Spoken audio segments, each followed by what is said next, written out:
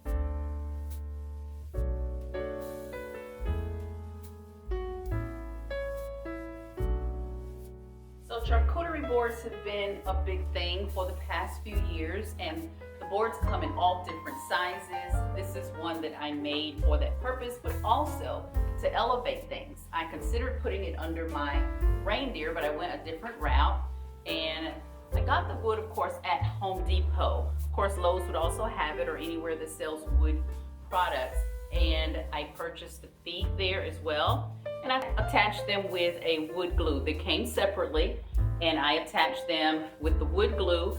And you can, of course, make this any size that you want. I wanted something a bit longer, and I'm considering making one in a couple of round shapes. So for the purposes of my display today, this is going to work very well, and just adding a little bit of foundation for what I'm serving. So again, you can make these any shape or length or size that you want, and they're a great way to just elevate. And of course, you can stain them any color that you choose. I went with this color because it coordinates with the dining room furniture, but it is so neutral that it will work in a variety of spaces. So you have a lot of control over what the outcome on these kinds of pieces are. So have a little fun. Make some for your holiday if you've got time. They are very, very simple. And of course, you can decide what they look like to match your own decor. And I could have used it here to elevate those vases. And of course, I could use it for any other display if I chose to use it here on the table. So I stained it this color to go with the table color. So a lot of versatility in how you can use a piece like this. So for an afternoon snack, it is a great way for me to be able to get some fruits and veggies in outside of having to cook them. I love strawberries, and I don't mind eating them without the sugar and all the other things added. So I'm throwing in some carrots and grapes, and I love cheese. Smoked Gouda is one of my favorite flavors. These chips, the pita chips, I typically try to find in sea salt, but I couldn't find them, so I went with the Mediterranean herb. Those are really good too. I don't eat celery, my husband does, and he doesn't eat the smoked Gouda, so those we have for ourselves. We watch a lot of football here, and Sunday afternoons is what happens with the games, so this is perfect for just throwing in some snacks before dinner, so that works out really well. So for the board that I made, and of course you can buy charcuterie boards pretty much anywhere. Of course you can find them at Home Goods, and pretty much any store of that type would have something like that.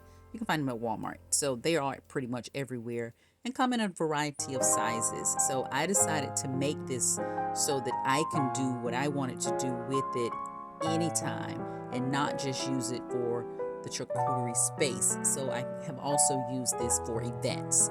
So it's a multi-purpose piece, and I absolutely love it.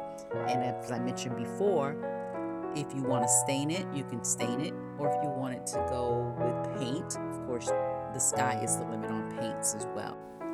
I typically see the food directly on a board. I prefer to use a layer of parchment paper or sometimes foil, depending on what I'm serving. But for this, I just went with the white dishes and the clear. I prefer that. I like the look of the white against the greenery as well as on the gray. It's an easy cleanup. And I usually have the miniature spoons and forks for sauces and things of that nature.